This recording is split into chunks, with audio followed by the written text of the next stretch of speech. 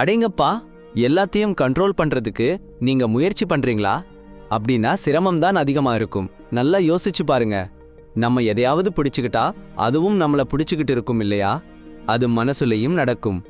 Result, object அல்லது ரிசல்ட்ல மட்டும் focus பண்ணிட்டா நம்ம மனசுல ஒரு அட்டாச்மெண்ட் ஏற்படும். நம்ம வேலை பண்ணிக்கிட்டே இருந்தாலும், வாழ்க்கையை நடத்திக்கிட்டே இருந்தாலும் நம்ம மனசுல ஒரு பகுதி கவலைப்பட்டு கணக்கு போட்டு பயந்துட்டு இருக்கும். இந்த அட்டாச்மெண்ட் நம்மள கட்டி போடும்.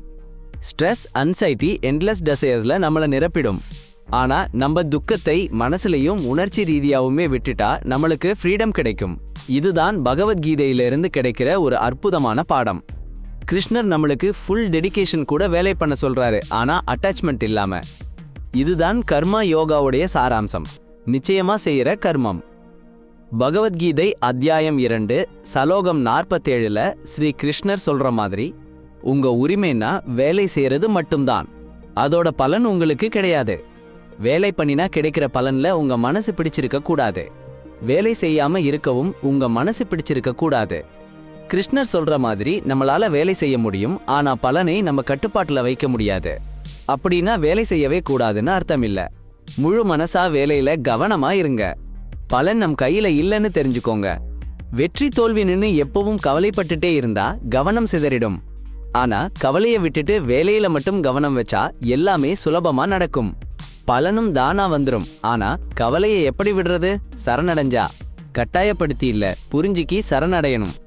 விடுறதுனா வெறும் சாரிங்க, பிராக்டிஸ்னா அது ஒரு ஆட்டிடியூட். அது புரிஞ்சா லெட்கோன்னா ஆகிடும். சூப்பரா ஃப்ரீடமும் சாந்தியும் கிடைக்கும். நீங்க மூச்சு விடுற, காத்து குடிக்கிற, தண்ணீர் நடக்கிற பூமி எல்லாமே இயற்கையில இருந்துதான். எல்லாமே இயற்கைதான். உங்க மனசு, உடம்பு, புத்திசாலித்தனம் எல்லாமே இந்த பிரம்மாண்டமான இயற்கையோட ஒரு பாகம். இந்த பிரபஞ்சத்தை ஆளற அதே புத்திசாலித்தனம் தான் உங்க வாழ்க்கையையும் வழிநடத்திட்டு இருக்கு.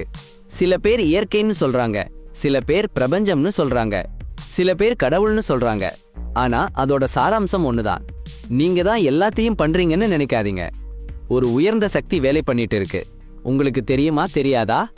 ஆனா நம்ம எகோ நான் எல்லாத்தையும் பண்றேன்னு நினைக்க வைக்குது. ஆனா உண்மையை உணர்ந்தா நம்ம ஃப்ரீ வில்லுக்கு இந்த பிரம்மாண்டமான படைப்போட ஒப்பிட்டா ரொம்ப சின்னதா இருக்குன்னு தெரியும். அப்போ லெட் கோ பண்ணி அந்த புத்திசாலித்தனத்துக்கு அல்லது அந்த தெய்வத்துக்கு ஒப்படைச்சிடுவோம். அப்பத்தான்